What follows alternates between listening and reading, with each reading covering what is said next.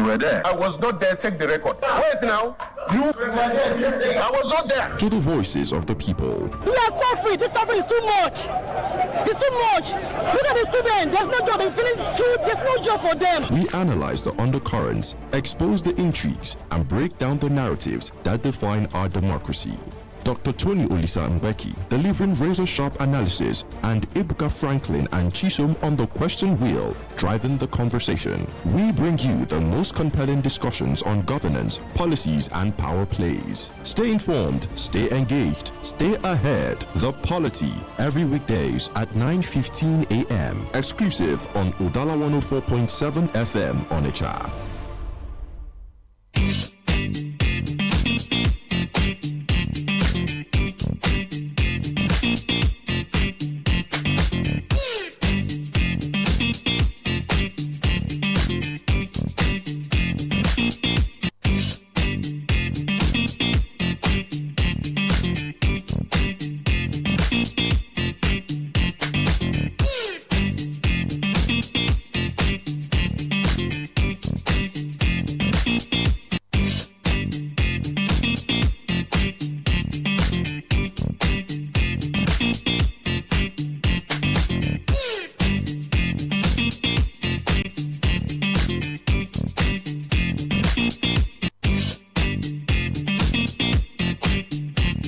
I've been away for quite some time, on the Polity, and so I think it's safe to start by saying Happy New Year to you. Good morning to you. Welcome to 2026. And of course, it's the Polity on Udala Radio 104.7 FM. I am Chisom Chinedu, and like you know, the Polity is a political and current affairs program aimed at keeping you updated with happenings in and around Nigeria. Good morning to you once again, and welcome. Franklin Ebuka is here. Good morning, Franklin. Good morning, Chisom. Good morning to everybody listening. And once more, continue to say I'm happy in the first new year, because it's a new year for us, 2026. So we thank every one of you once again for always sticking around each time we're on this platform. And at the same time, let me also talk about a couple of things we have seen developing. In Anambra yesterday, we talked about how the government of Anambra State rejected the what they call again the chieftaincy title, which was conferred on the Minister of State for Foreign Affairs, Ambassador Bianco Joku. And this very morning, we have seen that a group of persons within OCA, they have reacted, saying that it wasn't within the right of the state government to do such a reaction. So that's on one side. Then I saw an interesting thing coming from Israel too. I don't know whether Israel is looking into Nigeria because its ally US has interest in Nigeria when it comes to insecurity. That was beginning of this very week. Israeli Prime Minister said something about insecurity in Nigeria, that Israel is looking toward Nigeria. And yesterday, he made an understatement that Israel is trying to develop a plan on how to intervene on the persecution of Christians in Nigeria. And the interesting thing I have found between yesterday and now is these hostility between the governor of Bauchi State and the minister of the FCT, because two of them have now gone ballistic. Yesterday we tried to see if we could play the video of Bala Muhammad where he alleged that he's being hunted because he refused to join the APC.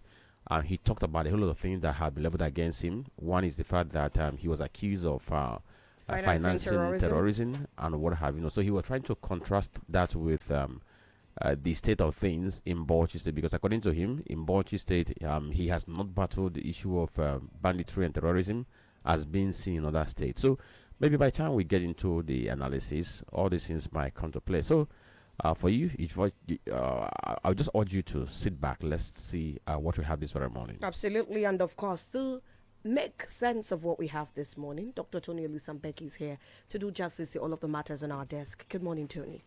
Good morning, Chisom Chinedu. Good morning, Nigerians. Good morning, the good people of Southeast. Good morning, India number and the Onitsha, the Osumohu, Onyobuna. Wherever you are listening to us from, it's always a pleasure to be here. Today is second day in the month of January in the year 2026. We are still basking in the euphoria of New Year. So, New Year is here with us, and then we are just back in our sanctuary to do justice to some of developing stories. We have been here telling the truth, professing the truth as professors of the truth. So we thank God Almighty for another day like this, for a miracle like this, because every day is a miracle for us. We appreciate God Almighty for His mercies. You're welcome. Absolutely, and we're going to go straight to telling you what the front pages of the papers say. Right after that, we dive into the conversation properly. On our desk this morning, the Tribune is here, Vanguard, the Punch, and of course, the Guardian newspapers. And on the front page of the Nigerian Tribune, Bodija explosion, 30 billion naira FG fund remains unspent, 20 billion naira balance withheld. That's from the Oyo State government. On page 3, the Riders Are says it has spent 24.6 billion naira of state fund on incident, wants full release of approved 50 billion naira intervention. Nwobodo Kalo Mba holds strategic talks on Igbo position in Nigeria. On page 2, controversial tax act and NASA reviews processes of transmission of bills. On page 4, clears air on gazetted tax reform. Accident, Anthony Joshua's driver in custody. That's from Ogun State on page 29. And of course, men to watch in 2026. Tinubu, Obi, Atiku. Continue battle of wits on page 22. You see, Tony, when we talk about 2027 as an election that is coming, I promise you, is less than... Okay, we are counting down already because we're already in 2026. And before you know it, this year, the doors for the campaign are going to be open. The election is supposed to happen in March, if I'm not mistaken, right? February, March 2027. And so it is what it is. Before you say, Jack, we're already in 2027. Police place enforcement of tinted glass permit on hold on page 3. Terrorists kill 9 in Plateau community on New Year's Eve. That's on page 29. And that's a really, really sad development. Gunmen attack Ondo community, set police station ablaze, abduct monarch in Kwara. On page 9, New Year Day sermon, Akpabio withdraws all defamation suits on page 2. Quite interesting. And finally, on the front page of the Nigerian Tribune, Plateau governor resigns from PDP, picks APC membership card today on page 5. It's been 2025 ended with defections, with Obi moving officially to the ADC, and there have been speculations about his running mate in 2023 not being part of that train. Some persons have been insinuating things, and reports have come out to debunk and to try to make better positions or try to state better the position of Dati Baba Ahmed. But of course, all of those things are left to be seen. We keep our fingers crossed and see who goes where and what happens at the end of the day. Well, interesting. That very story about the defection of the Plateau State governor to the APC, it was foretold. I think on this platform we even talked about it. Yeah, absolutely. We mentioned as one of those persons who were on their way to the APC. So what just happened was he told the line, people like do it did. So let's see what becomes of PDP, because as it stands now, I think they have about 4 governors left. Bala Muhammad, Fintiri, Dauda Lawal, and one other person. So let's see if any other person amongst the remaining ones will also move to the APC or stay put in the party and fight for his survival. Then over to the Vanguard newspaper, we have this one that says Bodija explosion, 30 billion naira FG fund intact, 20 billion balance withheld, or your government. The story is on page 10, and Faisha is saying, if actually you have, if actually you're claiming that you have 30 billion naira released to you, so account for the 30 billion that was released to you. Let's know how the money was used. Another headline here says 2026 Atiku, Bikan, PDP, ACF, NBF chart way forward for Nigeria. The story is on page 5. On the pages 14 and 15 of Vanguard newspaper, this one says how failures in payment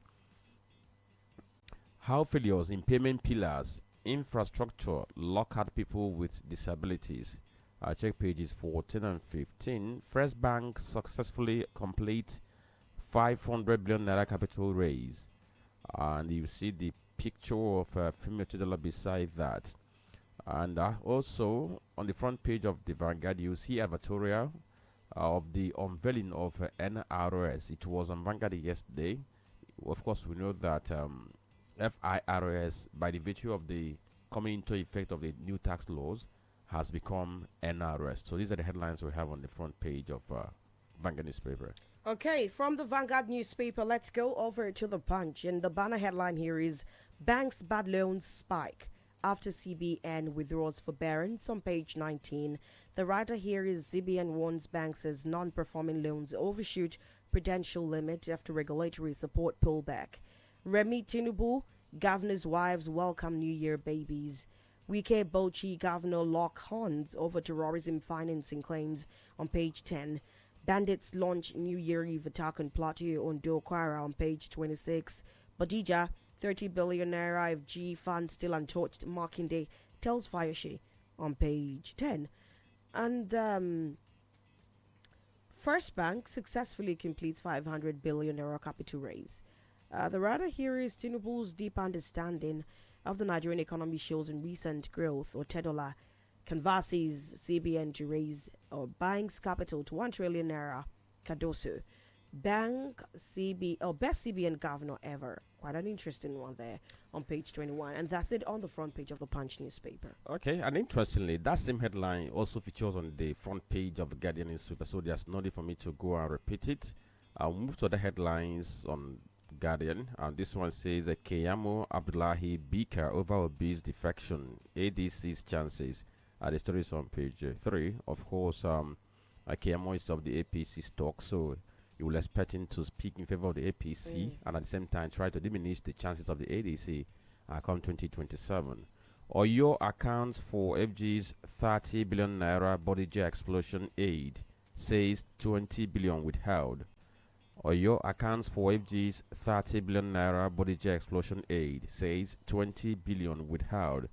The story is on page 27. Maybe in as much as Fayoshe, of course, with his lackeys, they made allegations that were not totally based on fact, but at least he was able to push the government of your state to talk about how much was released. Now that the government has admitted that 30 billion was released, can it actually account on how that money was spent? Another story says Muftrang's exit leaves PDP with 4 governors as Bala fingers Wike in party problem. The story is on page 3. Then the big story is on pages 4 and 5. It says 2026, a year to test policies, shape politics, measure performance. That's the big story on the front page of Guardian. Police suspend tinted glass enforcement after court order. The story is on page 7. Of course, there was another court order that came from a court in Delta State, and police has hinged the suspension on that very court order, and they are saying we're going to wait. Either the substantive matter is heard, or if the order elapses, they'll not know the next thing to do. 8 people that die in Lagos Ibadan Expressway auto crash. The story is on page 6 of Guardian.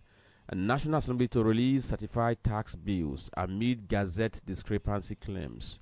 The story is on page 6. Northeast to float regional airline commit 30 billion on 2 aircraft. The story is on page 29. Maybe this could be the way some governors are going to go next year, because as it stands now, 5 states have floated an airline. The likes of Bayelsa, talk about Akwa Ibom, Ebonyi just acquired 3 aircraft. Enugu, and trying to remember the other one, Cross River State. So maybe it could be the new thing that governors will be thinking about in 2026, floating an airline. Can they run it? Would they be able to do that? Because I think they might think that business is lucrative, but the thing is, would they be able to manage it? Another headline here says Rivers Wike Fubara rift deepens as parties mobilize support for 2027. Check page 28. Opposition brands 2025 year of hardship, urges change in 2027. And that's it on the front page of Guardian newspaper. All right, then we are going to start having the conversation proper. And the first matter on our desk this morning is around the bickering, like you said earlier, Franklin, between Wike and, of course, the Bauchi State Governor. And it's been really, really messy, especially since this conversation around, would I call it, how these terrorists tend to keep getting funds has been quite a very problematic one.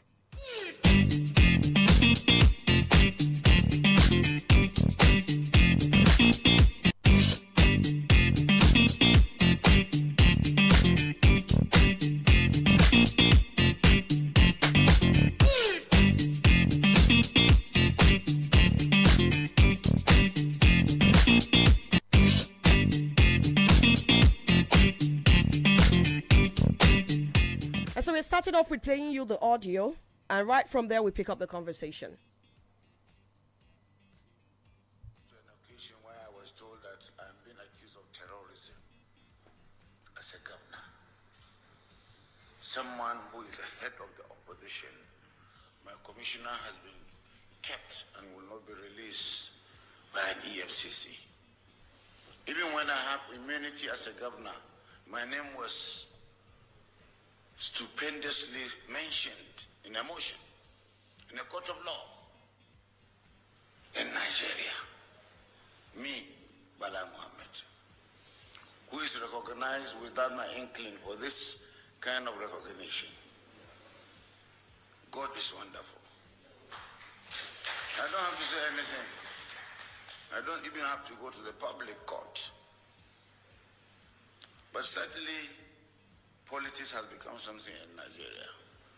But with this kind of people around, Mr. Malgui and his colleagues, there is still hope in the country.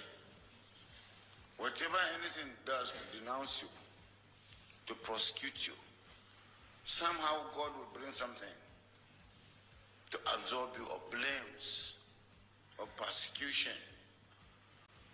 Because with the little resources we have, the work we have done in Bauchi, somebody will accuse us of arbitrariness. We have a country where 51% of the resources is taken by the federal government. In my state, they have not provided 1 kilometer of road. They have not provided water. Even the security agencies, I'm the one paying them to work for us. And they have the guts to talk. This is a country where when you walk, you become a villain, you become an idiot. I have kept quiet for too long, just for peace and security. Because as politicians, we should not overhate the polity. But I'm not a coward. I'm just keeping quiet because of the common people. We don't have to denounce, denigrate people before we ascend to power. The federal government should look at its tax system. In spite of all the impurities, they are going ahead to impoverish the common man, to impoverish the subnationals. We are keeping quiet. There is no security in the north more than that we have in Bauchi State. And that's what we have done together through community development. I have APC and PDP and even NNPP here. We are living in peace because of democratic governance. We tolerate ourselves. There is too much intolerance. The APC-led federal government think they can use the courts, the institution of government like the EFCC, to persecute and prosecute Nigerians that are not within their own party. If they don't stop, we are going to declare war. I assure you we are not going to keep quiet any longer. I won't allow anybody to criminalize me because I'm not in their party. And I refuse to join their party. And I will not join their party. My family members, my officials are being taken like anything, locked up, without any reason. This award inspired me to talk. I didn't want to talk. But we still hope in the courts and in Nigerians.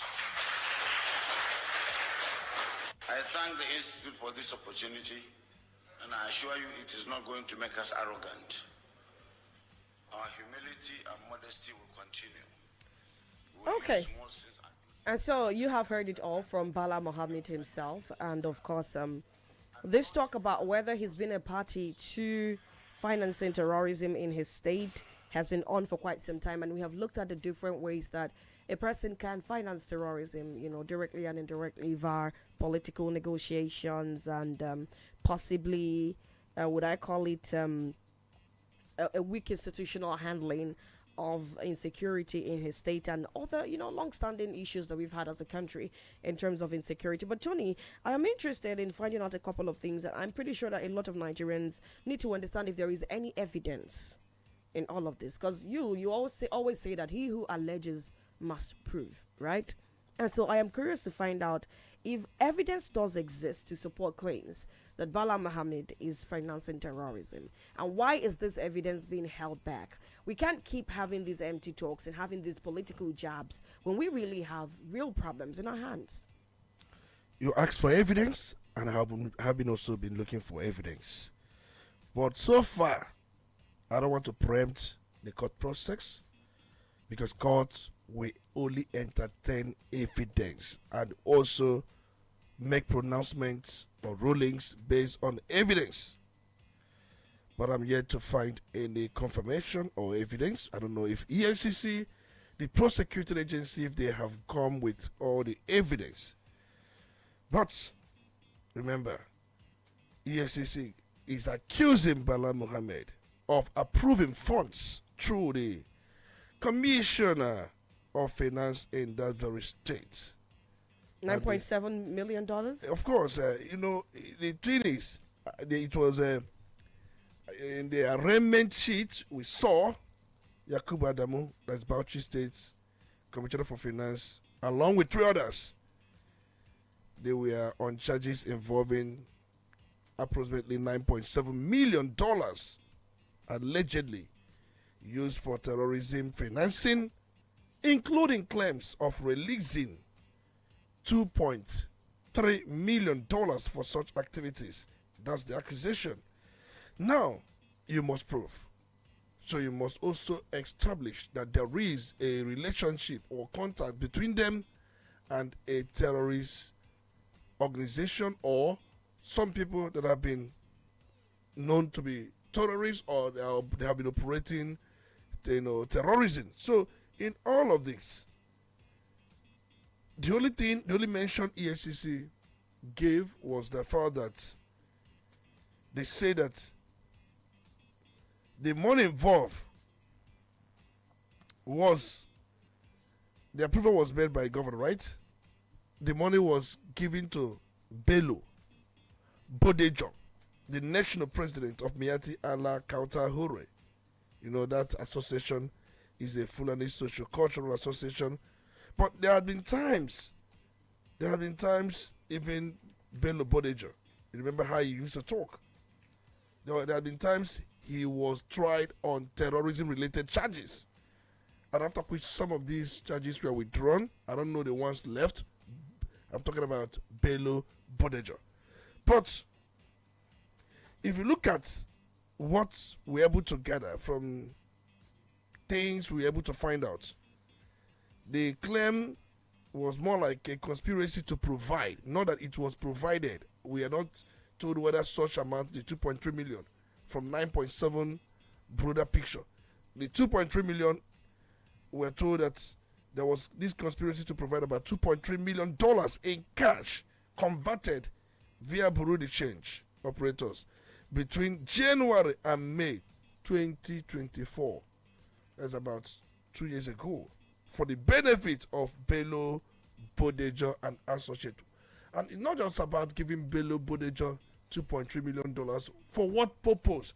But the charges say these releases occurred pursuant to approvals granted by Governor Bala Mohammed, with reasonable grounds to believe the funds would be used wholly or partly to finance terrorism or a proscribed terrorist group, contrary to the Terrorism Prevention and Prohibition Act 2022. So they say they have a reasonable ground, not that, you must provide evidence that support that reasonable grounds, that such amount will be used, not that it had been used.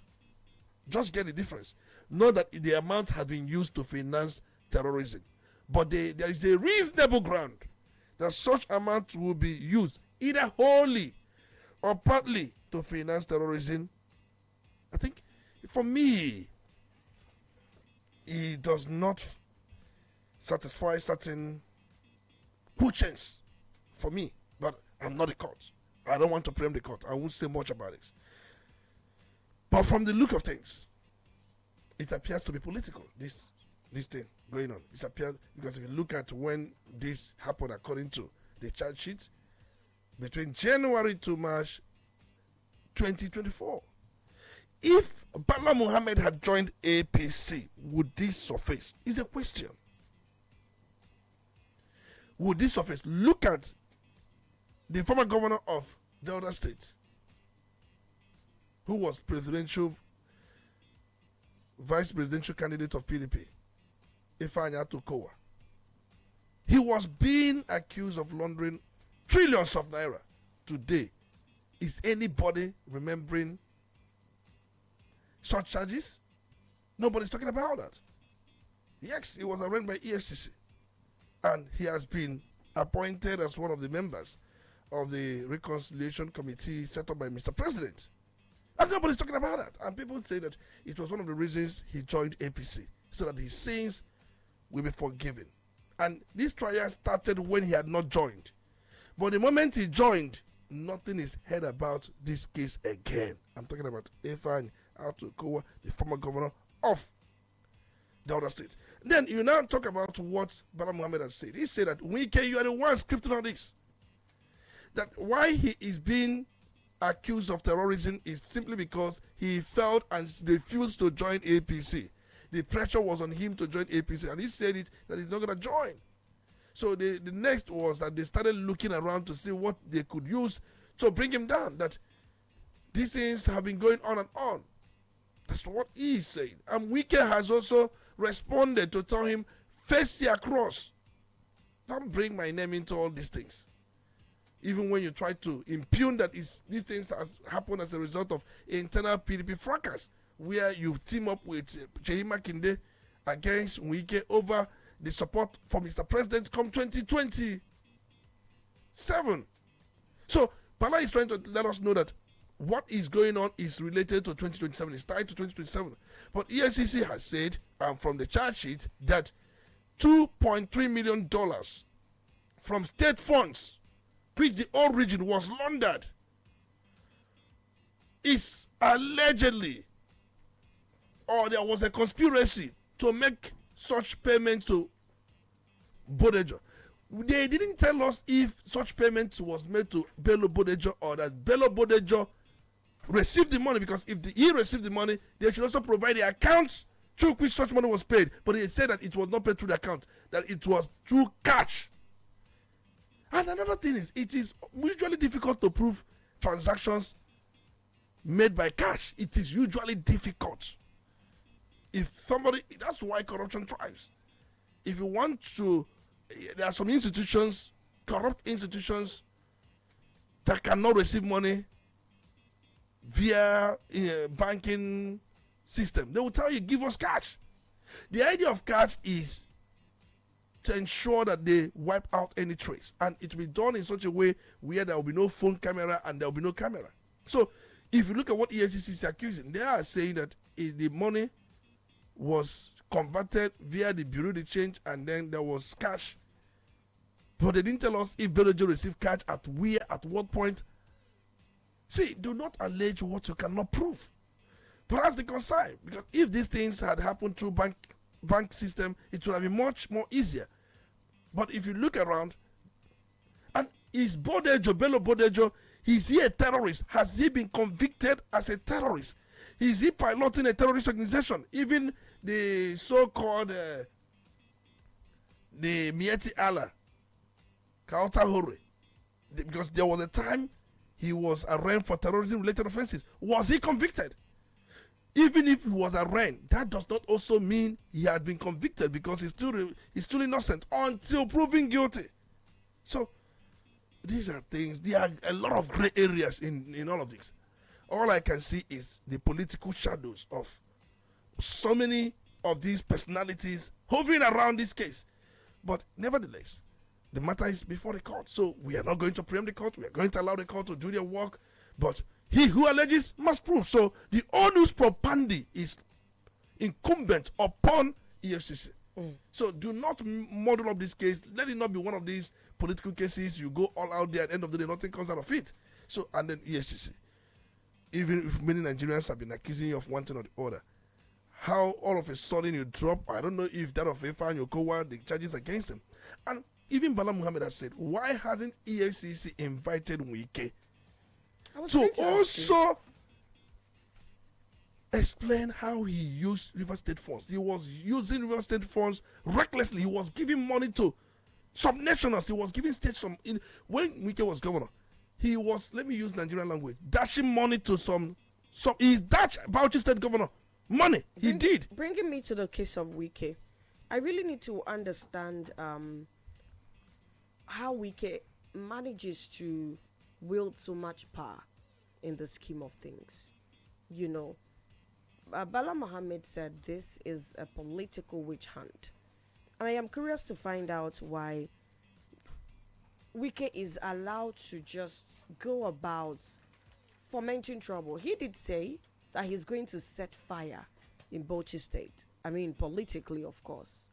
And I am curious to find out how he somehow has the backing to just do these things and get away with it. Because while we have issues with terrorism, and we strongly condemn in strong languages that financing terrorism, however means, directly or indirectly, is one of the reasons why it keeps thriving, we would not forget the fact that when it is used as a weapon to destabilize a government because of the political structure, democracy suffers.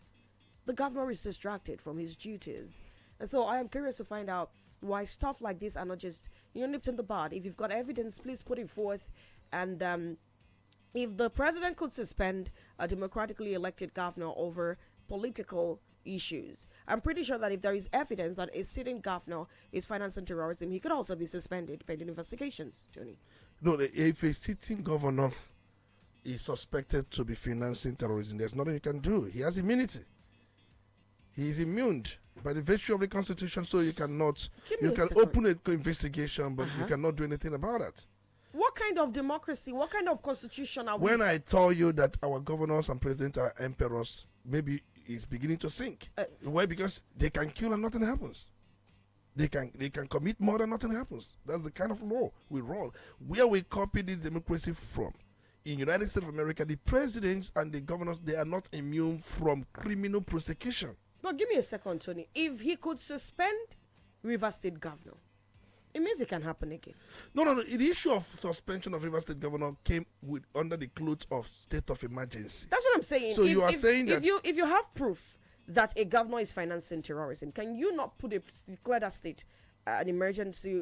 Put a state of emergency. You are making abuse of state of emergency, and even if you declare that state or emergency state or declare state of emergency in that state, you have not in any way stripped the immunity conferred on the governor. So how do you investigate? And because this is the only very way you can one. investigate a governor is to get him impeached.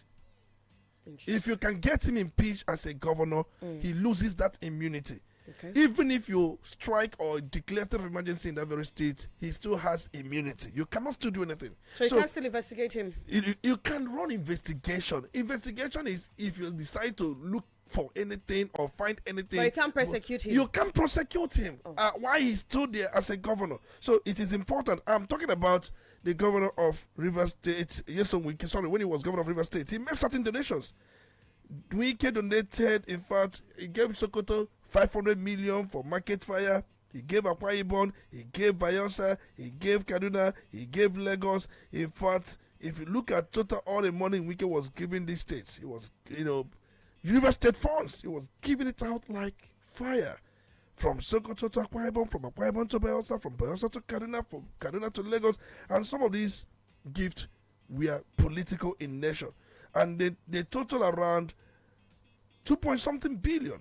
In fact, if you break it down, you can understand that the one he gave to Sokoto was sometime around January 2021 to rebuild Sokoto Central Market after a fire and support victims. He was giving that money as a federal government, trying to give bailout to state, a sub-national River State.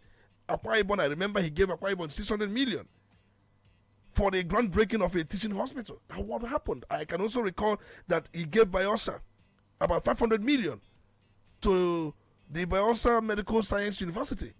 Kaduna, he gave them 200 million for displaced victims of banditry. He also gave Lagos State about 300 million.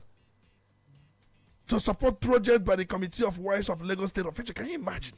So Wike was just distributing money. In fact, he gave Abia about 200 million for a library project that Okezie Ikpeazu was actually trying to execute. So he find out that he was giving that money, and in all of this, no institution of government has invited Wike to account for all this money he was spending. This money he was giving to these states where they appropriated. If Wike could give this money to states like this, and then even Fubara decided to give 100,000 as Christmas bonus, the River State House of Assembly replied that we did not appropriate 100,000 for each and every one of us for Christmas bonus, so we cannot take it. You must account for the money. That's telling Fubara to account for 100,000 given to them as Christmas bonus. But nobody told Wike to account for 500 million, 600 million he was giving to different sub-nationals. Nobody asked him. As we are in this present 2026, nobody. And EFCC has not even decided to open his books because of politics. So the point remains that that is the kind of country we operate. So Bala Muhammad is saying that he has committed quite a lot infractions financial-wise, and nothing seems to be going on his own part. But on his own part, they are accusing him of giving Bello Bodejo 2.3 million, but they say that he gave in cash. You must prove that cash. And you say that it was reasonably believed, not that it was seen or where there was an evidence that it was used to finance terrorism. But you said there was a reasonable ground to believe that some or wholly. You can imagine that kind of language. Okay, so Tony, I think I always do say that for anybody who has been playing in the political field in Nigeria, there is one debt or the other that can be unveiled at any point in time to be used against you. But it depends on where are you aligned at any point in time. And I said once, I once said that maybe Nigerians should be praying that politicians should be having problems, because that's only when you get to know about certain things that happen in the closet. Now, Bala Muhammad is on this very table now, and from all indications, from anything he can process, he thinks that it's Wike who is orchestrating everything against him, because two of them are not on the same page now when it comes to issue of politics. Bala is trying to fight for the survival of a PDP. Wike is also fighting for the same thing, but their interests differ. They are not on the same page in this very fight. And now Bala has his commissioner being arraigned. In fact, he was arraigned yesterday on Wednesday and remanded in prison. Number one question is, the person who was arraigned, was anything improper done in trying to prosecute a commissioner serving under the government of Bala Muhammad? Now, for EFCC, has EFCC done anything wrong in respect to trying to prosecute the commissioner, not actually the governor? Then, secondly, Bala Muhammad, do you think that he has a question to answer regarding these allegations that EFCC has raised, or is for EFCC to go to court and prove that actually certain money was given to the chairman of Mieti Allah Kauta Kore? And the last question I'm going to raise here is, since EFCC has gone to court by charging the Commissioner of Finance in Bauchi State for alleged terrorism financing, and the person being mentioned is Bodejo, who happens to be leader of Mieti Allah. Like you mentioned that I think that was in March 2024, he was arraigned in the Federal High Court on charges related to terrorism. But later that same year, federal government withdrew those charges. I think he was arraigned in March. Then in May, federal government withdrew those charges of terrorism against him, and he was formally discharged by the court. Now, since there have been concerns about the actions of Mieti Allah Kautekore, has government taken any step, or is it not proper for government to take some steps towards looking into the activities to know whether they can be declared a terrorist organization? Don't forget that the time US declared Nigeria a country of particular concern, Mieti Allah was mentioned among those who have been perpetuating certain kinds of evil against the Christian community. There's nothing wrong to arraign the Commissioner for Finance in Bauchi State if there are infractions believed that he has committed, but you must prove same in court. He has no immunity by our law, so there's nothing wrong. But from the look of things, it appears to be political. That's the point. From every angle, from every shade, it appears to be political. And we are seeing EFCC on such political spree. Remember, Ayodele Fayose was picked as against all odds. It was political because he was against Buhari as at the time. We saw how EFCC prosecuted him, but he was acquitted in July 2025 by Federal High Court, Lagos, on that 6.9 billion money laundering and fraud charges. In fact, the court upheld a no-case submission he had filed, finding EFCC evidence insufficient. People looked at that very case and said, oh, because he has aligned with Bola Ahmed Tinubu, all of a sudden, EFCC messed up that very case, leading to his acquittal. We also saw situation Babashilawa, I remember, where everybody believed that as a sitting SGF, he awarded contract for grass cutting to a company he was linked. And even when that was rife, we saw a panel set up by the federal government headed by Oshibajo, and Oshibajo was the vice president. He sat on that, and leading to the eventual expulsion of Babashilawa as the secretary to the government of the federation. And we were told, he was saying then it was political. But we saw how he was acquitted by the court on 544 million naira grass cutting contract. And the court found EFCC not to have established any prima facie, no evidence. So was it political again? I'm also curious, even former governor of Plateau State, Jonah Jang, remember how he was acquitted in 2022 on multi-billion naira corruption charges, and court ruled that prosecution evidence was insufficient, that EFCC has no evidence. You're going to talk about Atahiru Bafarawa. You're going to talk about Rachidi Ladoja. You're going to talk about Jide Omokere. You're going to talk about Muhammad Adoke. In fact, look at even that OPL 245 oil block case. He was acquitted in 2024 by the FCT High Court and even Federal High Court. If you look at the money involved in that case, $1.1 billion Malibu oil deal. And the court ruled that EFCC had no evidence of such prosecution, and even said that no evidence of wrongdoing was also established on the part of the former Attorney General of the Federation, Muhammad Adoke.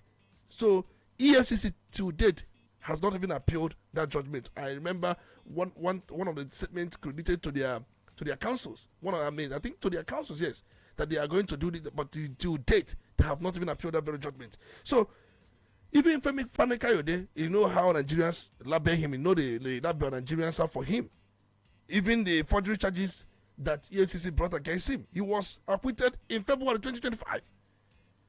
So the same issue of no evidence. So I'm going to go on and on and on and on and on. Even the same EFCC could not even convict James on an Efibori. And then he was convicted somewhere in UK.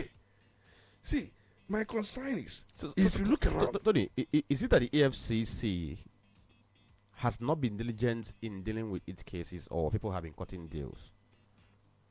It is a case of political alignment or realignment, or at the same time, most of these cases were political in nature.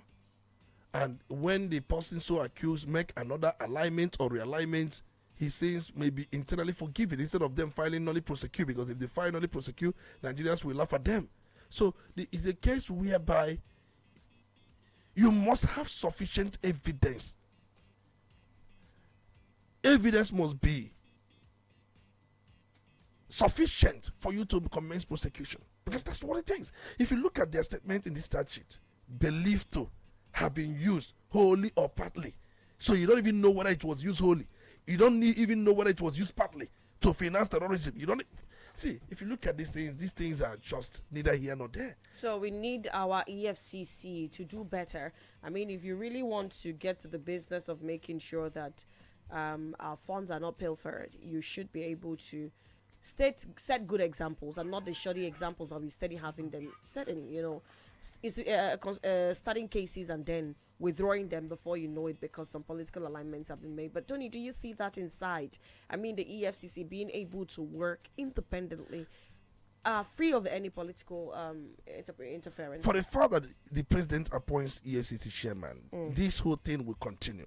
If you want EFCC to be independent, we must separate the office of the EFCC from that of the Attorney General of the Federation, who has oversight role on EFCC and also the issue of appointment. So that is the best way to fight corruption. Because if you are serving in government, you are not in any way going to be prosecuted by EFCC, because they would also need a imprimatur of the president to go after anybody in his cabinet. But that shouldn't be. We will want a situation where EFCC can go after anybody, whether you are serving in the cabinet of Mr. President, once there is any evidence of infraction. But it's not so. So what kind of corruption are we fighting? Are we fighting political corruption? So that's what it appears to be. All right, then we take a break now. Attend to a commercial. Once we come back, we go over to the rest of the stories on our desk today. There were attacks yesterday, sadly, in Plateau, Kwara, and one other location. We'll take a look at that once we come back from this break. Keep it locked. It's the Polity on Udala Radio 104.7 FM. You're listening to Udala Radio 104.7 FM. Seriously authentic. As the year draws to a close, we pause not just as a radio station, but as a grateful partner to say thank you. Thank you for believing in our voice. Thank you for trusting our platform. And thank you for choosing to grow with us throughout this year. From the beginning of this year to its final days, your support kept our microphones on, our programs impactful, and our community connected. Your patronage was more than business. It was confidence. It was partnership. At this moment, we sincerely appreciate Winners Global Estate, Celebrity Landlady, and Anti-Drug Organization.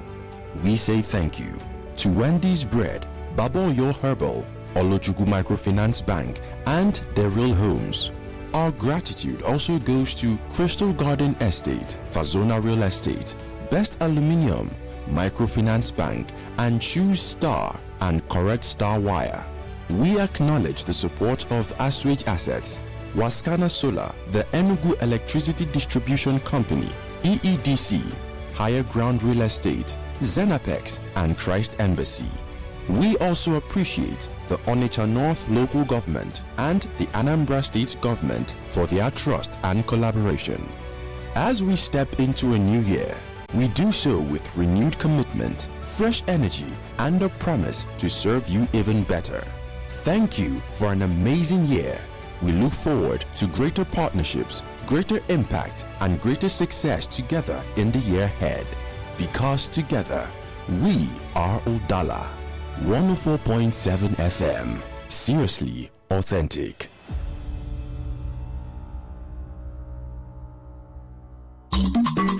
You're listening to Udala Radio 104.7 FM. Seriously authentic. You're listening to The Polity. Get involved now.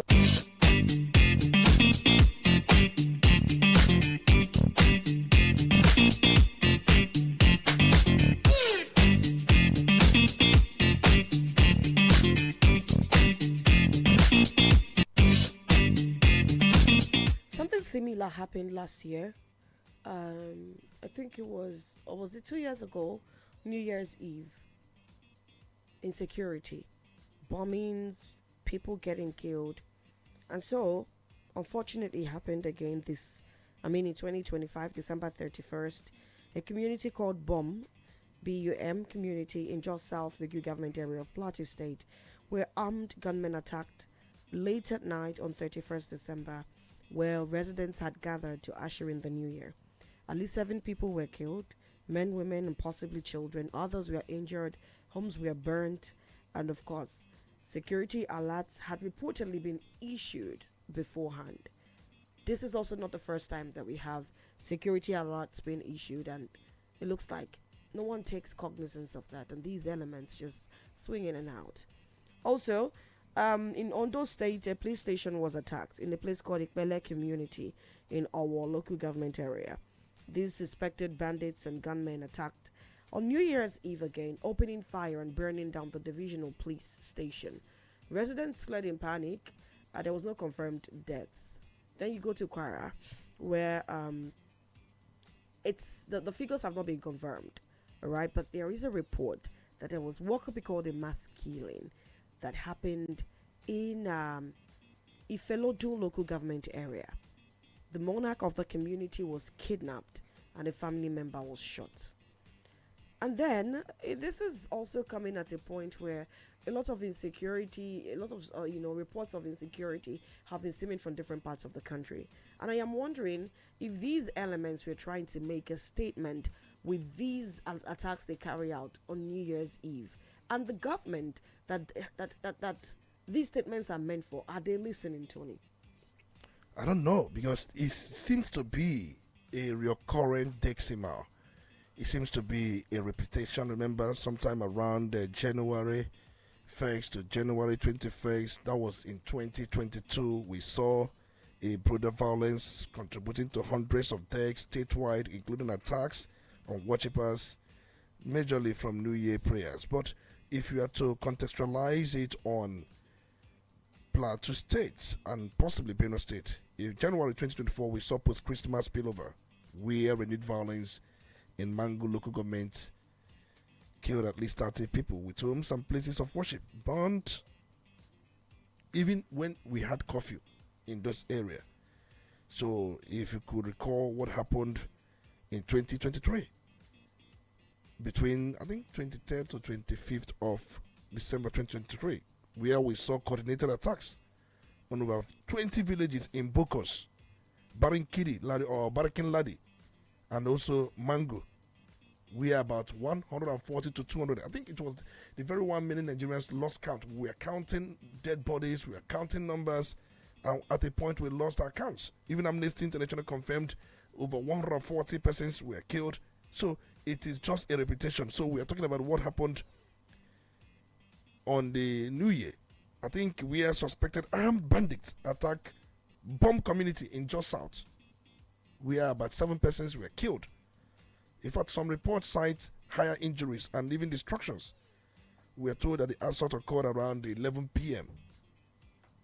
So even while the residents were celebrating crossover, even while so many people were trying to watch over the clock to see how they can transition to 2026, but these bandits, they struck again. So you find out that when Trump started talking about Christians being persecuted, Nigerian government responding by saying that these people strike anybody indiscriminately without even knowing who is a Christian or who is not a Christian. And you ask the question, why is it always in most of these local governments I cited, Mangu, Bokos, Birikiladi, around that just area, even in Plateau State, and even in Benue State rather. So why are these things happening there? Because these are Christian dominated states. In fact, you can as well call them Christian states. So it is very, very easy for one to make deduction. If something has been patterned in a way, because it's a pattern. So why can't we make the deduction? Even with the striking of these terrorists in Sokoto State, we had some reports had it that the target was off target and so many things that are associated with that. Can't we also look inwards in these areas? Because sometimes we are told that for these bandits and terrorists, they move from Nasarawa State, they move from Niger State to attack Plateau or to attack Benue State. I think the United States of America should also beam their searchlights somewhere around Niger State, Nasarawa State. These state seems to be the incubator for these terrorists. So they should be looking in that direction. So it's not even over. I think Trump said that if they continue to do that, they are going to strike again. So when Mr. President was in his New Year message, preaching peace, preaching unity, preaching reconciliation, and at the same time saying that efforts are being made to improve security, is that the kind of security we are talking about? I said that very day that everything should be seen in action, not in words. Whatever you are doing for this country must be seen in action, not in words. And the report we are having is not a palatable one. In Ondo State, I don't know why they attacked the very local government, burned down the police station. In fact, we are told that a silent, wielding AK-47 rifle came to override the police station, and they did. Burned down that very place. What for? We saw what happened in Kwara State as well. So it is not good to begin the year with this kind of security reports, honestly speaking. It is something that can also spike fear in Nigerians. Many Nigerians, if you're telling them anything about security, they will take it with a pinch of salt. So the government have said it many times, if we have community police system, state police system, there are many spaces that are not police, ungoverned spaces. You can imagine a group of 20 to 30 armed men. They moved either, I don't know whether on motorcycle, I don't know what they moved with. I have not got such reports. When they attack a police station at about 9:41 p.m., they pass through communities. In fact, most times when we have these attacks, it occurs as if these people were ghosts. From nowhere, they appeared and they committed these things and they disappeared. For them to attack such place, they must have passed through communities.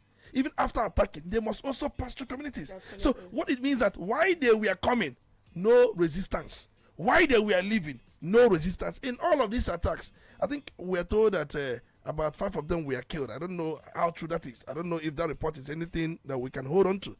But the truth remains that we have been lackadaisical as far as issue of security is concerned. We have been languid. We have been languorous. But that's the truth. We can't pretend that we are in control, that we are in charge, when it's obvious that we are not. Tony, are we actually emboldening these very terrorists and bandits? You know that after America sent some missile that struck that part of Sokoto State, there was this very, should I say, happiness among Nigerians. And people were expecting more to come. People were expecting the Nigerian army or the military to maybe build on that, up the tempo, and see if they'll be able to push back these very terrorists who have been so much emboldened. But after that, we didn't see the kind of pressure we expected that the Nigerian forces would, cue into. What we heard was that the DHQ said that they were aware that some terrorists and bandits were fleeing from Sokoto going to other states, that they were tracking the movement. So I do not know how many of them have been arrested. The only thing we heard was from Amotekun. Amotekun saying that they were able to arrest 39 suspects who were fleeing from Sokoto, and they arrested them in Ondo Forest. But from the side of the military, we have not heard that this is the kind of pressure we have been able to mount to ensure that we put these very guys back. Because from what we have seen now, for them to have launched 3 attacks on New Year Day in 2 different states, that tells you that what U.S. did in Sokoto is not in any way giving them any kind of fright, that they are still there trying to steal from all the troubles. Now, you mentioned the issue of motorcycles that they use. We must state that these terrorists, they make good use of motorcycles. So, can we make a policy in this very area if we know that in certain areas that motorcycle is their veritable means of transportation? Would it be out of place for government to make a policy and see how we can have some kind of control in areas like the northeast where these terrorists are so much dominant? The truth remains, even if you ban motorcycle, these people will go on motorcycles, nobody will stop them. If you make a policy now that motorcycles be banned because you want to ensure that these terrorists do not make use of it to attack villages, to attack communities, they will use it. In all of this, they usually have no resistance. Nobody resists them. Nobody confront them. It implies that our rural communities are unpoliced. Even semi-urban areas, they have no security. Let's tell ourselves the truth. Our rural communities have no security. Semi-urban areas, in most places, no security. We are not doing anything about providing security in those areas. And I've said the only way we can provide security in those areas is to allow these communities to have their own security, to have their destiny in their hands. Even these semi-urban areas, many of them, they should be encouraged to have their own security, but it will be in a way allowed by the law. It will be in a way that the state government, the local government gets involved and they take charge, they take ownership. Without doing this, even if you bring any policy, nothing works. How many rural areas would the United States of America continue to target, continue to bomb? The other day I was giving you the cost implication of the strike they had in that very area in Sokoto State. And I was able to roughly give you the cost. So if they go on with these targets, these areas, how many would they spend everything they earn in a way to fight insecurity in your country? See, we must find a way to help ourselves. Just like you mentioned, that the coming of US, the coming of Trump is not in any way deterring these people. They are not, because these are people, for them, they have nothing to lose. They have been all conscripted into this suicidal mission. In their own case, if they will perish, let them perish. That's the belief. If it means all of us perishing, let us perish. So they are not in any way trying to be deterred that Trump is coming, sending drones and all that.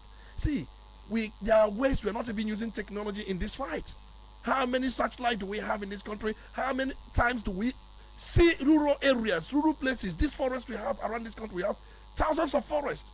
Even the biggest, we are told, is Sambisa forest that even comprises about how many states? About 7 states. So have you been able to sanitize even Sambisa forest? And people have said if that US missile had targeted places in Sambisa forest, that it would have gone a long way. Are we making use of unmanned drones? We know very well that these people, they have their backings, they have their fundings, they have infiltrated every structure of government, they are in everywhere, they have people working for them, they have people who are complicit. We understand those things. But what are we doing? We must start encouraging and also helping the locals to take ownership, to take issue of security. Not just serious, let it be in their hands. Through the state policing and then community policing structure and platforms. In doing so, these people will know that rural places are no more porous as usual. They will be resisted. They will be confronted. And the federal government can also show support using advanced and technical gadgets. See, we know what to do. And if we are not doing this whole thing will continue. How many places would the US target? How many places would they send their missiles? And these people, they are everywhere.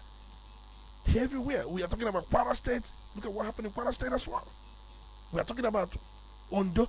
We are talking about Plateau. See, the truth remains that we cannot continue the way we are going.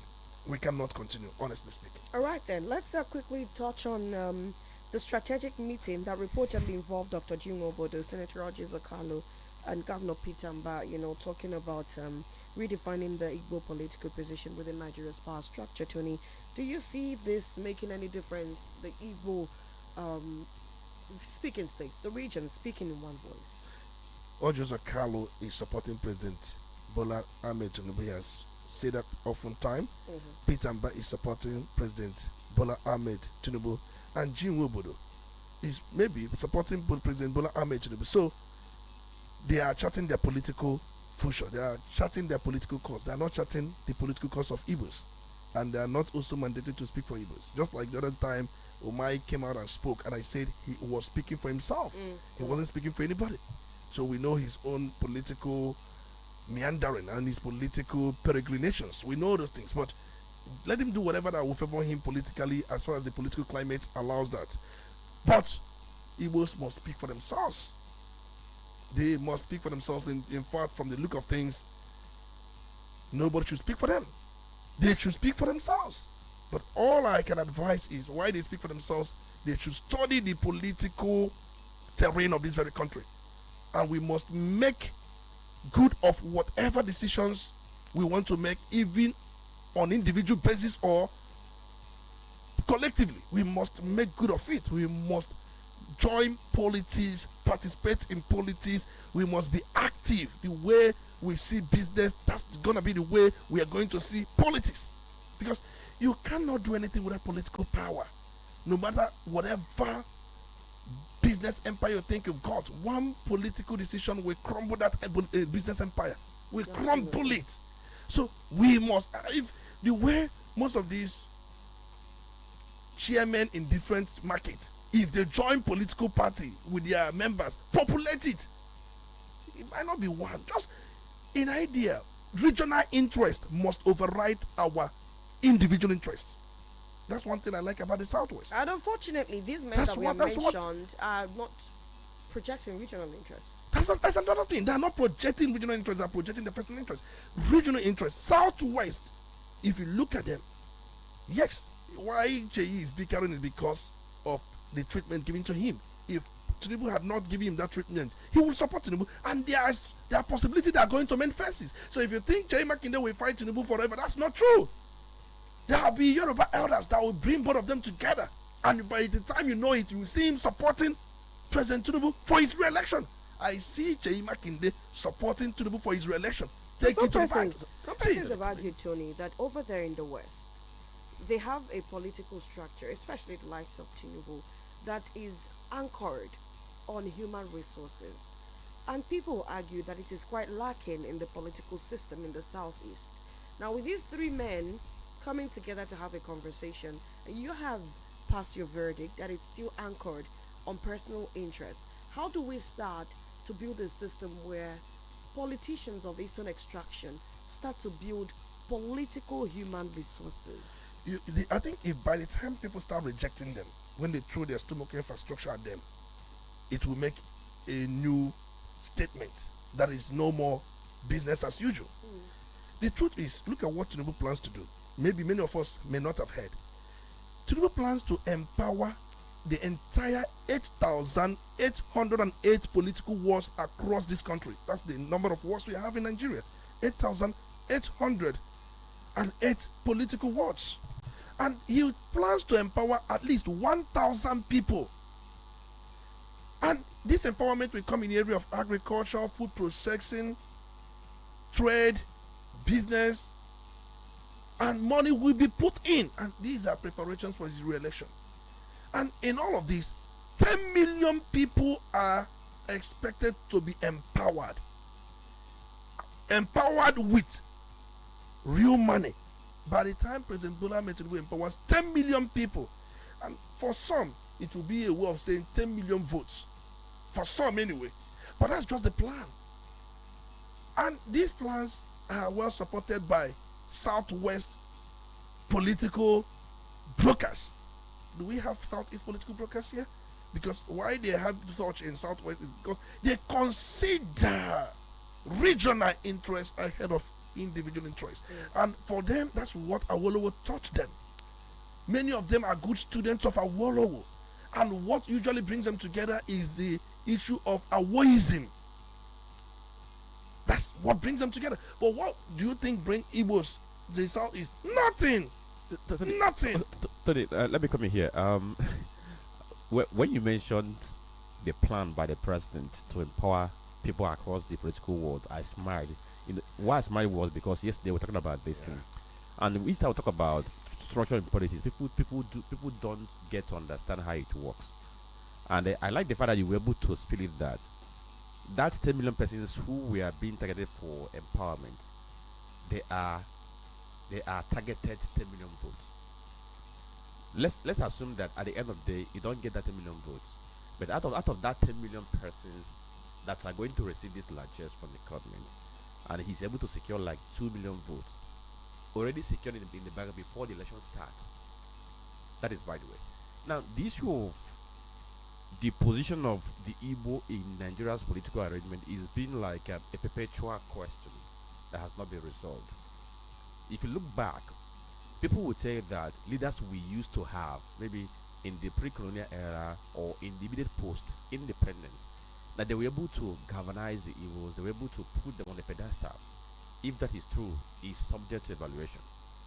But now, if you look at what we have been having, you see that Igbos are like political nomads, political wanderers. They are neither here nor there. Sometimes you hear Haneze say, this time around we're going to align with PDP. Others will tell Haneze, we're not going to follow you. You are not the one to direct us. Then somebody comes and says, I'm the leader of the Igbos politically. And somebody somewhere tells him, you are not my leader. I am my own leader. Now, if we are going to chart this political course for the Igbos within the Nigerian arrangement, how can we go about it? Who is going to lead? Who is going to direct? How do we realign? How do we re-engineer ourselves and relaunch to become relevant in Nigeria political equation? Because each time I say this, some people might even understand it. Igbos are not taken seriously when it comes to politics. Because number one, we don't have the numbers. Because any good politician, each time he wants to negotiate, he's looking at what are you going to offer in terms of votes. Only numbers are counted in votes. In terms of votes. So if we are going to go back to the basis, go back to the foundation, and see how we can re-engineer ourselves and relaunch to become relevant, how would that be? I used to know that sometimes there was a time the South, it was aligned politically with the North.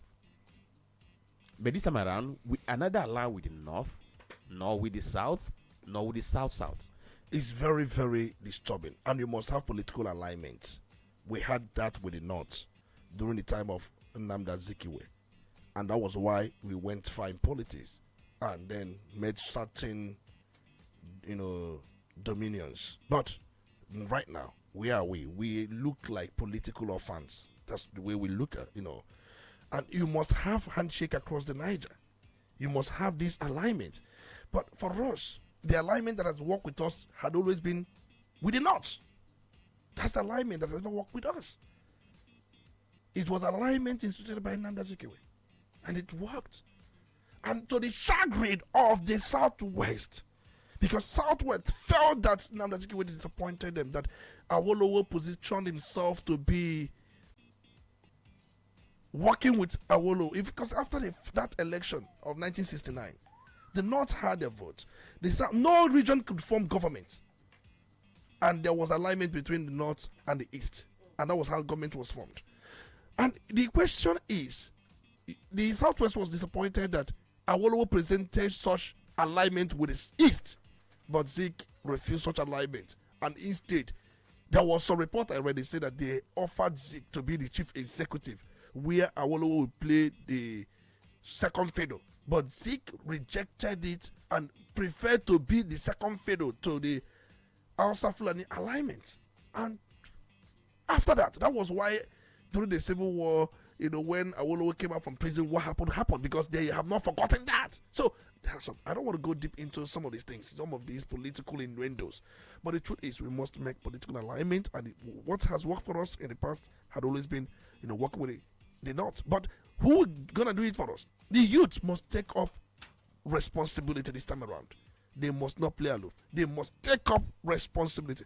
If the Nigerian youth, the Southeast youth, if they can't put themselves together, organize themselves together, they can go a long way. But they need others. But they can also pull the string. Well, we are hoping that the Southeast youth would be interested in pulling the string, because 2023, a lot of them were interested in pulling the string. But we see how it panned out. And some of them already lost interest. But we are hoping that they believe in Nigeria enough to want to pull the strings come 2027 and beyond. We take a break now, attend to some commercials. When we come back, we open up the phone lines and then you can join the conversation. Keep it locked. It's the Polity on Udala Radio 104.7 FM. Udala Radio 104.7 FM. Quality bread, Wendy's bread, for for your family breakfast. When this bread, Opa kitchen they do yellow. When this bread, Mama Papa they like when this bread, kitchen they do. When this bread, even children they like when this when this bread, I mean when this bread, you get the better tasty we go sweet your belly. When this bread, when this your bachichama. When this bread, when this bread, tasty bread. You can contact us on our official address, Second Business Park, Enugu Road, GRA, beside Onitsha, Anambra State. We also have another branch at St. Michael Plaza at Tandu Road. Also contact us on 070-1149-1571. Wendy's bread, your tasty bread. Wendy's bread. Public notice. The governor of Anambra State, Professor Charles Chukwuma Soludo, CFR, has set up an ESCO committee for the recovery of all government land at Otumoye Creek, Onitsha, in Onitsha South local government area of Anambra State. All persons purportedly laying claim to all those parcels or plots of land located at Otumoye Creek, Onitsha, are by this notice requested to submit the following documents to the Office of the Commissioner for Lands. 1. Allocation letter. 2. Certificate of occupancy. 3. Building plan approval. And 4. Any other relevant documents conferring ownership of such plots of land to the individual. All documents are to be submitted in 2 sets within 14 working days from the date this notice was first published. No submission will be received or attended to after the expiration of the said 14 working days. Signed, Mrs. Nkiru Mokwe, Esquire, Permanent Secretary for Commissioner for Lands.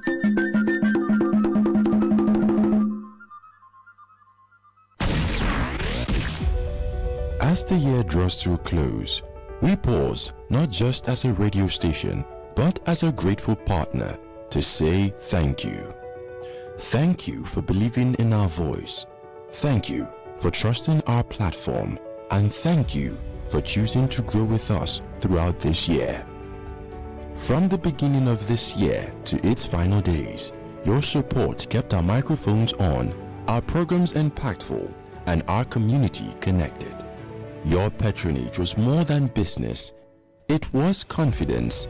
It was partnership. At this moment, we sincerely appreciate Winners Global Estate, Celebrity Landlady, and Anti-Drug Organization. We say thank you to Wendy's Bread, Baboyo Herbal, Olojugu Microfinance Bank, and The Real Homes. Our gratitude also goes to Crystal Garden Estate, Fazona Real Estate, Best Aluminium, Microfinance Bank, and Choose Star and Correct Star Wire. We acknowledge the support of Aswage Assets, Waskana Solar, the Enugu Electricity Distribution Company, EEDC, Higher Ground Real Estate, Zenapex, and Christ Embassy. We also appreciate the Onitsha North Local Government and the Anambra State Government for their trust and collaboration. As we step into a new year, we do so with renewed commitment, fresh energy, and a promise to serve you even better. Thank you for an amazing year. We look forward to greater partnerships, greater impact, and greater success together in the year ahead. Because together, we are Udala.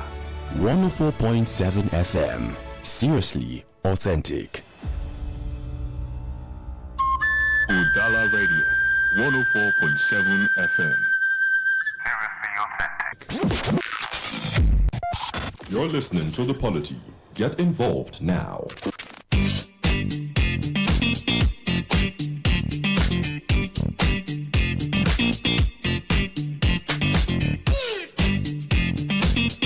Absolutely your time to get involved. Put a call across to 0803-221-6973 or 0803-827-6694. You have 2 minutes. Be as objective as possible. Hello, good morning. Are you there? Hello. Good morning. Good morning. Olisa Mbeki. You're welcome. It's good to have you.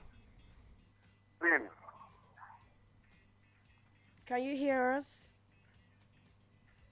Are you there? Hello. You would need to reconnect. Let's hear you. Hello, good morning. Good morning, Dr. Tony.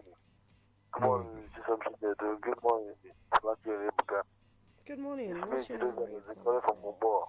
Go ahead, please. I must commend Dr. Tony for his analysis this morning. In fact, he did justice to everything discussed this morning. The truth is that we are not in serious in this country. Look at what they are trying to damage the image of fascist state governor. Linking him to them is why they know that it's not true. They are trying to push him to join the PC because they know that fascist state is a stronghold of it. But thank God that Malam Mohammed knows his holiness. He knows what his plan are due. Well, the truth is that people are joining the APC. Nothing anybody can say about it. They are waiting for this. But I know that Mr. President Tinubu is not relaxing. As Tony has realized this morning that he is trying to empower about 8,000 polling units or polling units in the country. About 10 million people. So I know that if anything is good, his strength will still bring him down. We are wiser now. Thank you. All right then. Let's hear you. 0803-221-6973. Hello. Good morning. Good morning. Good morning. Good morning, my speaker, Tony Mbeki. You're welcome. It's good to have you. I'm Franklin and Chisom. Good morning to you. This is the voice of our neighbor, which is Okoye from Mauritian Kingdom. Tony, I said it all. Our alliance with the West doesn't work with us. Only with the North. And we must really have the opportunity to do it this time. C2B is the key. If they align with the article, we can climb up to the political point in this Nigeria again. That's the only solution. I'm happy that C2B is an APC. Let him contest for the presidency. But if he loses, let him be the vice of article. If he did that, and if that is done, we are in line again. And forget of what these people joining APC. They know what they are doing. If you don't do that, they will take you. They will fight you up and down. See what Bauchi State and governor says. This is what's happening with APC. Let us watch and see what is going to happen in this country. Thank you. And I want to say, I heard on the news that Israel said that they are coming to Nigeria to fight this terrorists. I don't know whether that is true. And I'm afraid of that because once Israel says that, these Muslim people, they'll see that another form that we are trying to get them. But let us watch and see. Thank you, my speaker. I'm done. All right, thank you for your contribution. Happy New Year to you too. Let's hear you. 0803-827-6694. Good morning. Hello. Hello, good morning. Yeah, good morning and Happy New Year to the crew. Good morning to you. What's your name? Where are you calling us from? I am Uchi and I'm calling from Ela in Oshimi North. Go ahead, Uchi. Once again, I'm also Happy New Year to Udala FM. You are great. You are doing wonderfully well. I think you must be the best among all the rest in the southeast. For the case of Bala Mohammed, anytime a politician makes a statement, particularly I myself, I don't take it seriously. Because what they say in the morning will be different from what they say in the evening. I have something from FFK, Feni Fanika Kayode. I have something from Wiki, say cancer and malaria. And I have a comment from Fubara during the emergency of the University. So many of them, if asked now, where are they? Then for Bala Mohammed to tell us this thing now, I don't think we can take it serious. Now, again, look at Wiki, as you just said. I was in University then, I was in HA. as of 2013 to 2016. I know what happened, even to 2017. I know what happened in that state. This man was Lord. You know, he even said sometime that when he finished his tenure, that yes, he will come after him. We can knew what he did. For him to help him to win the election, Wiki did this to cover himself for him so that he would be untouched. You know what happened? Even the almost 500 million naira that was missing in the River State account during Fubara's office, when he was at Nigeria River State. Those are all gone. Then again, all the Carlos speaking. All the Carlos came out of prison on a technical way. Because he was convicted, he was prison for 12 years. The judge that handled the matter was the reason why the judge couldn't finish his prison years. And he was released on a technical ground. Well, there's no problem. Look at the money you are facing in Nigeria. Look at the money you are mentioning. Billions of dollars, naira, millions of naira missing. We are suffering in Nigeria. Which way in Nigeria? May God help us and we will survive by His grace. Thank you for your contribution. 0803-221-6973. Hello, good morning. Good morning, everyone in the studio, and Happy New Year to all of you. Happy New Year to you too. I am Gedim Ezapakego, hitting the airwaves from Osmoro. Go ahead, Dim. Yes. For the Southeast or Ndibu to be relevant in the body politics in Nigeria, one thing has got to be done. People should reject the idea of ruling Nigeria the way he is doing it. They should toe the line of Vice President to Atiku. That is how the backbone of Wike, APC, Tinubu, and the 2027 will be broken. And after Atiku, the alliance between the North and the East should be made stronger. When Atiku must have ruled Nigeria, the next person should be Peter Obi. Or any woman. What I'm telling you is how I perceived it.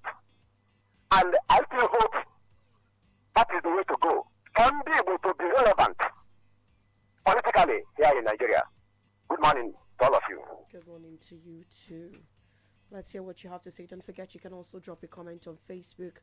Our handle is Udala Radio 104.7 FM 0803-221-6973 082827-6694. Hello, good morning. Hello? Yes, hello, good morning. I was working so hard to get. I wish you a very happy new year. Happy new year to you too. And the fresh in the house, I've done that before. Hope you're having a good time, Chisom. Yes, I am. I've been having a swear time here. Oh, and so far, so good. Yeah. This year is going to be better. I'm not good at politics. You get all sorts of people coming on board now, predicting and all that because we don't learn. Do you know that not learners on other politicians? They don't learn fast, so you'll be there next time. Now you are equating, bring Papa Atiku, bring Peter Obi, if you don't do that. Who told us that? You see, Peter Obi is a different kind of species. Yes, he is. The way he came, we forgot. You see, the black man forget easily. You know, this man came, what? Basic thing. How are we going to sell our country? We needed an organic happening to make Nigeria what it should be. We don't need a politician per se, or parties per se, or coalition per se. No! When they had, remember, in 23, there was nothing like this collide with this No. Someone came, and then God did us, but we didn't experience, we didn't believe that our judiciary was going to go ahead. Our judiciary started having glee somewhere, you forgot. So we got to begin to think, as if this man, Mr. Peter Obi, yes, we don't allow this. We are not guessing. Has he got the wherewithal to salvage this country? Can he save Nigeria? It has nothing to do with tribe or language. Of course, a bit of it because of our life. But be that as it may, we must have at the back of our mind, this is the best.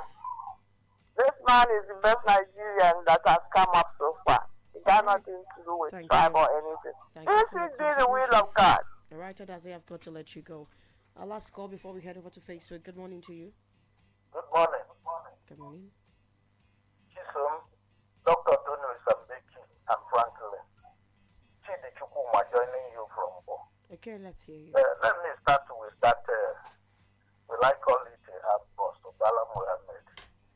Yes, even police themselves, when they profile somebody, and if you ask them why this profiling, they will tell you that it's normal and the lawful too. That if you accuse, then the proof is what is needed. But if you are not guilty, they will set you free. And that is that. So politicians have been using it to witch hunt. Remember what happened to the Labour leader. Remember what happened to him when he was about to travel for Labour summit in abroad. We know what it is and the gain that he's supposed to, or what he's supposed to reap. He was accused of terrorism sponsor and also reasonable felony. They seized his passport and they stopped him from making that trip. All the losses is there. So the politicians have been using it on different people.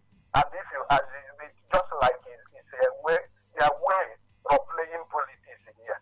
And that is why some people see politics as a very dirty game. Okay. It is dirty game in Nigeria because you can use whatever you like to make sure that you demonize your opponent. And that is what is happening. But I'm not speaking for Bala Muhammad. If we say not guilty, there is no fear. And let the person who accusing prove that he is right. Because a whole lot of things is going on in the north. And then some people are not free at all. So let him not to saying that he will declare. That statement of declaring war, that is totally bad and totally unacceptable. I don't like that statement. You are not the first person.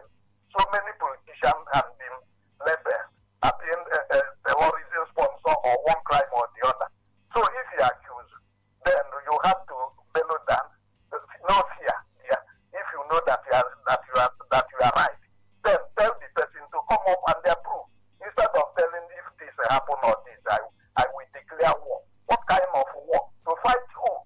Or to fight the ordinary Nigeria or that politician who accuse you or what? Why are you making such statements? It's not good at all.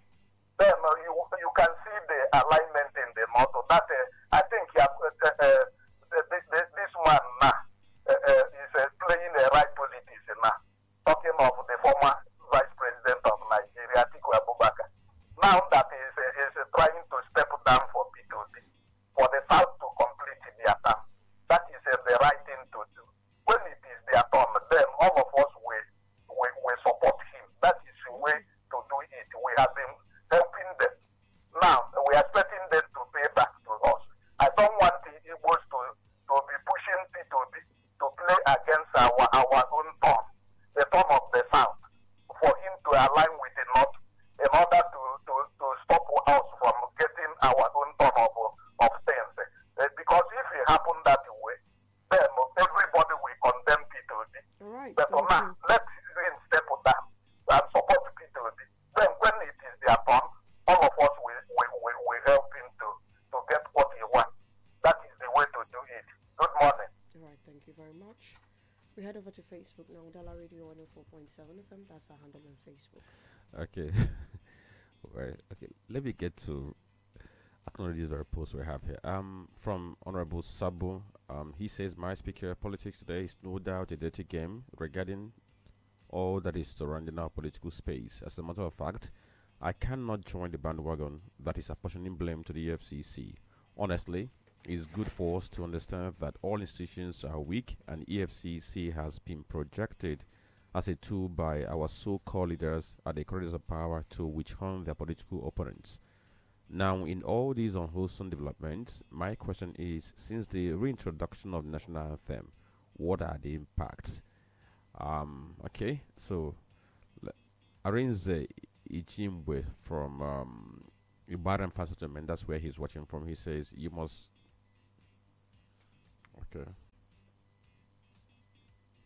Okay, maybe let me try to reconstruct. "You must agree with me that Nyesom Wike is the most powerful politician in the present APC-led government. He's so powerful that his words are laws. So whomever he forgives is forgiven in their kingdom, even though the case involved as trillions of naira. He can run in time to come, but he can't hide. Let's wait and see." Okay, Chinagorom is watching. Thank you, Chinagorom, for being there. Sebastian Abiwe says he's representing people of Balagu Oduma in a new referral constituency, and he says the statement credited to Bala Mohammed as regards to fraud allegation is really laughable. I'm very unfortunate that Bala Mohammed seems not to have understood the theory of Adam Soshomole. Away from this, the court verdict against tinted glass, where to some of us it's a welcome development, but to some of us it's not, because some selfish Nigerian policemen, based on the antecedent, have put everything on ground to make something out of such exercise. Moses from Mudi local government area is also watching. Thank you for watching. And Umo Keke Odinaka Chukuneme is watching from Kumasi in Ghana, and he says, "I keep saying the truth. I know one day God will pause all the bad leaders in Nigeria." Chinedu Mwachineke is also watching from Nkwara in Imo State. And the Uchendan Y is also following us. Eleke Amechi says he's watching from War, and he's tired of Wiki and his Wahala. The Collins Uzomo Okwe is watching from Okoki Tem in Abia State. Okay, thank you for following us, and of course, Happy New Year to you. Anthony Mera is watching from Zamfara State. Thank you, Anthony. And Okoyang Leka from Mumoji, thank you too. Master BJP says the major challenge Nigeria has as a nation is judiciary. No courageous lawyer in the country to advocate for case to the end. A common lawyer in Kenya petitioned 3 countries for the death of Jesus. Oh, okay, he posted from Onitsha. Then Maazunwo Chikwadorum says new argumentative conversation for we to know that EFCC is just a strategic medium and a selected group of persons being used to probe and suppress anyone who goes against any ruling federal government, especially when it is Easterners. EFCC cannot thoroughly perform its primary duty because their boss is being nominated and also received directive from Mr. President, and the question he's asking is, can a criminal go against criminal? Okay, thank you also for wishing us Happy New Year. Just Linus Chukwemeka, Young Bay, and others who are watching. So thank you for being there. So your final thoughts? I think we have just seen it all, and then I listened to different conversations. Article will be 80 years by November this year.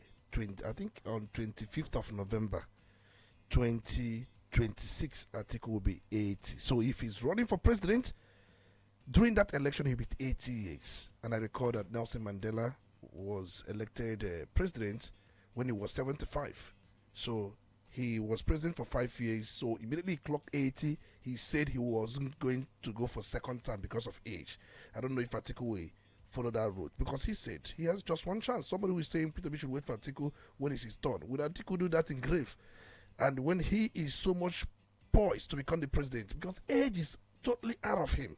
Somebody who he'll be the oldest person to run for president. If he runs for presidency in 20 27, Atiku will be the oldest person in Nigerian history to do so. So that How is old just. is Mr. Tinubu? How is Tinubu President became Tinubu? president at age of 78, and then he was president. So Tinubu wasn't, when he ran for second time, he was not up to 80.